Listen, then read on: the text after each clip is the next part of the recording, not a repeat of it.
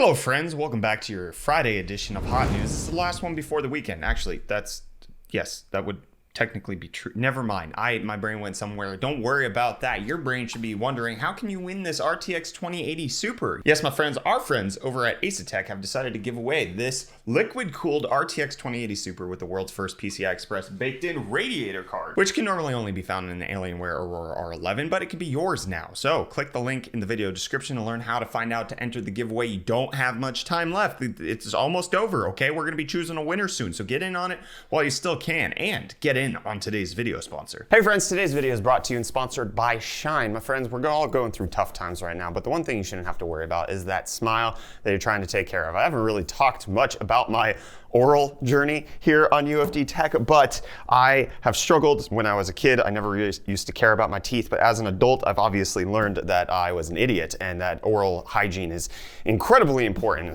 fact, I suffer with canker sores all of the time, which is where my oral routine has tremendously improved in the last decade, and Shine is part of that routine at this point. You see, Shine, S-H-Y-N, is a subscription toothbrush service that sells the premium Sonic toothbrush kit with all of the features that you would expect out of the $100 name brand Sonic toothbrush, but it comes in at less than $45, and the replacement brush heads are only $5 every 3 months with free shipping. It's such a deal. And the Shine Sonic toothbrush is special because it uses Sonic technology to brush stroke your mouth 31,000 times per minute and is completely customizable with 4 different modes, 5 intensity levels, and even 3 different brush heads, whether it's whitening, anti-black, or gum care, to create the perfect brushing experience for your own special smile. The Shine Sonic toothbrush was engineered in America. It was Wired Magazine's best electric toothbrush, and the ADA, American Dental Association, gave them their seal of acceptance, and it has a 30-day money-back guarantee and a lifetime warranty. They also have other things such as the premium whitening toothpaste, whitening strips, and extra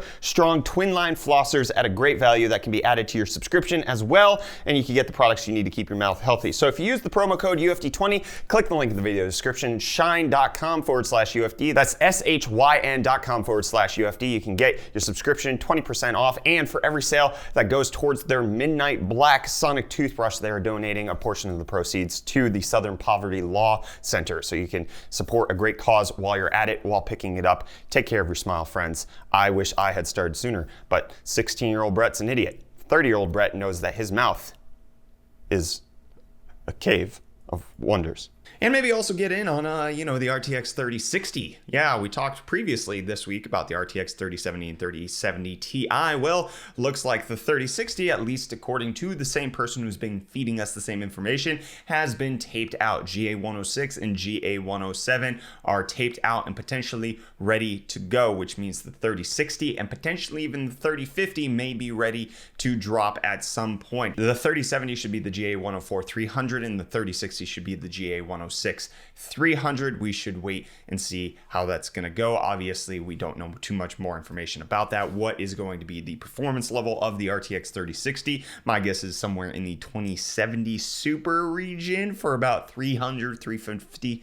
That's a possibility. That's just speculation, nothing confirming that at this point. So we have to wait until we get more information about what's going to be going down with that. But another little bit of information coming out on the Twitter webs, which is that the Ampere large die is going to be 627 millimeters squared, which sounds like a lot, except you might realize that the 2080 Ti actually has a technically larger die of 754 millimeters squared. But the difference is the 2080 Ti is based on 12 nanometers, whereas we're expecting that Ampere should be based on 8 nanometers from Samsung, at least according to the information that we talked about in a previous episode right up there about how Nvidia might be going to Samsung for 8 nanometers on the consumer grade Ampere cards. So that's essentially what we're expecting. 627 millimeters squared on 8 nanometers is equivalent to roughly 900 millimeters squared on 12 nanometers, which would mean that this is a much larger functional die. Even if you look here, the actual die size is small. That's because the node has shrunk as well. So we're getting in effect a much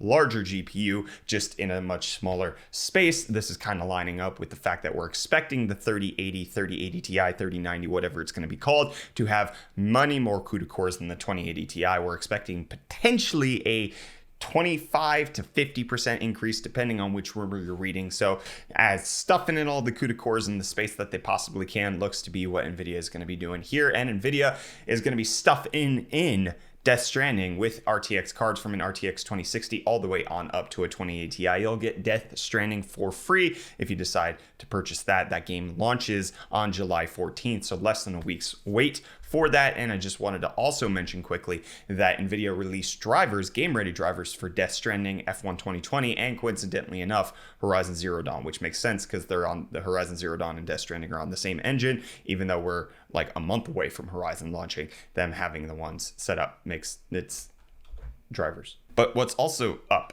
what's on the way up and things happening is Nvidia's stock prices just continuing to go at 420 right now as we're filming this episode, which makes it a more valuable company based on market cap. The amount of money that Nvidia has in its stock is more valuable than Intel's amount of money, which is sad, obviously, but this could be partially explained due to the fact that Goldman Sachs said that it's the only semiconductor that they were expecting to see gross margin contraction in the next few years. They actually downgrade their outlook from neutral to a sell rating because they just don't believe in Intel. Sad times, Intel, how you have fallen from grace. And what's potentially going to grace our presence with the Rocket Lake chips is the Intel Core 11 series. That's what we're expecting to come out. Is a weird little like slide that happened where we have the i5, which is 6 cores and 12 threads. That makes sense.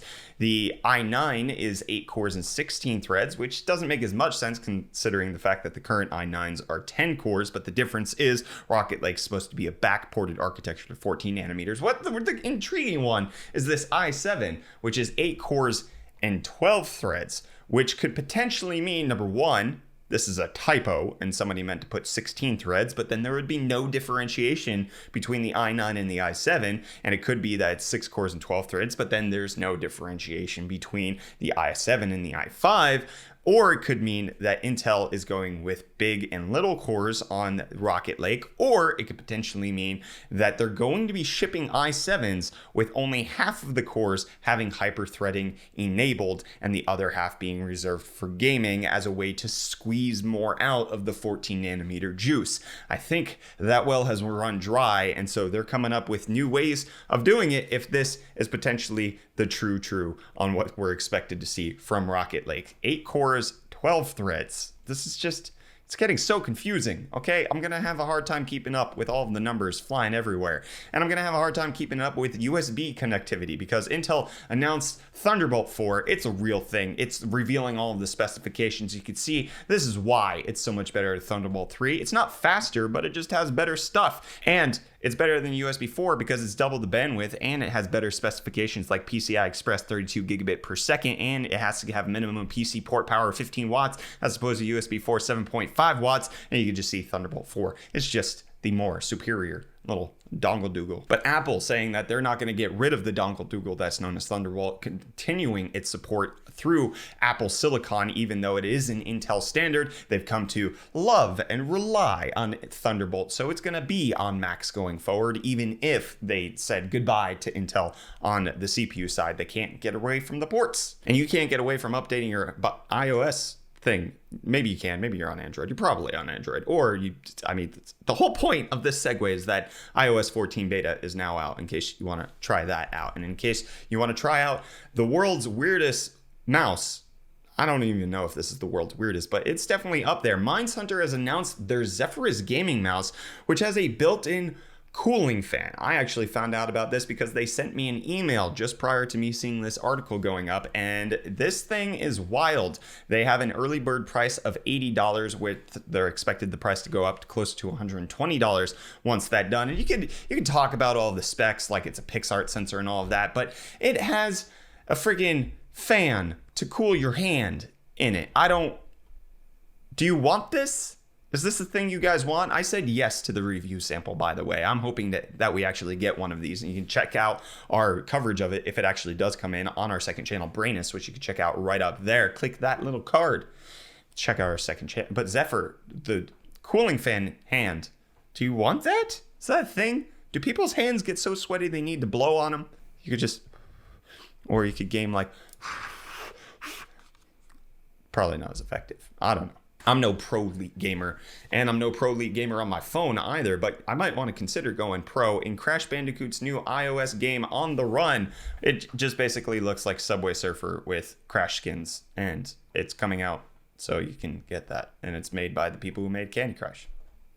But what won't crush your hopes and dreams is in case you played the game Superhot and you want their new expansion Mind Control Delete. It's going to be free if you own the original game before July 16th. They're just going to give you the expansion for free. Good guy, Superhot developer. Well done.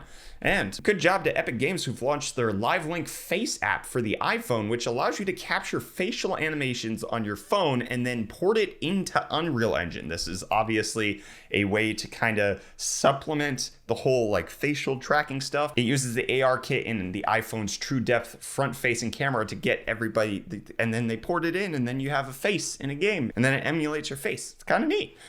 But what's also kind of neat for Epic Games is that Sony decided to give them $250 million, buying a minority stake into the Epic Games people. And this is in addition to the roughly $1 billion that they've already raised previously. And this might help to explain why Epic Games has been showing off so much with the PlayStation 5 and how much they've been talking it up and how much Tim Sweeney has been glowing about it. It might have had to do with $250 million that he was anticipating closing on. That just, the cynic in me says capitalism. Capitalism is the reason why Tim Sweeney loves the PlayStation 5, and it might not have anything to do with how good it is. And you get to decide how good is the box art on PS5 games, because the box art for Spider-Man Miles Morales has come out, and you can take a look. That's it right there. It's got white and black text. It's got a white banner with black text on a blue casing, as opposed to the blue banner and white text on the PS4, as you can see. So what do you think of it? Does this matter to you at all? Does case art matter?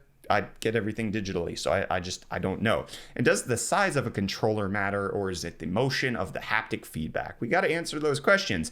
Well, there's a new leaked image of the DualSense in somebody's hands, and either they have tiny hands, or that is a massive controller. The DualSense coming in looking like a beast. Some of the lighting in this picture makes it look like it would not potentially be faked. It could, however, be 3D printed, but if this is indeed a real DualSense, wow. You're going to need some banana hands to manhandle this. Manhandle. I'm going to manhandle my way on out of this episode of Hot News by being done. This is it. It's Friday, and we're done. We're actually going to be trying out a new weekend edition of Hot News tomorrow, which you can stay tuned for.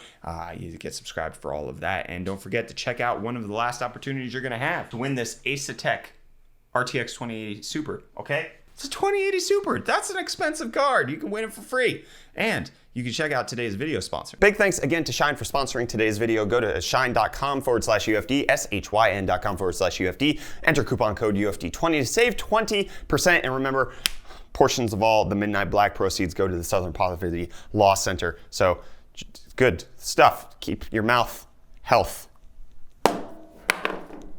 Stunks. That's it. That's the Friday. Got to get down on Friday. And I gotta get gone. I'm gonna be gone.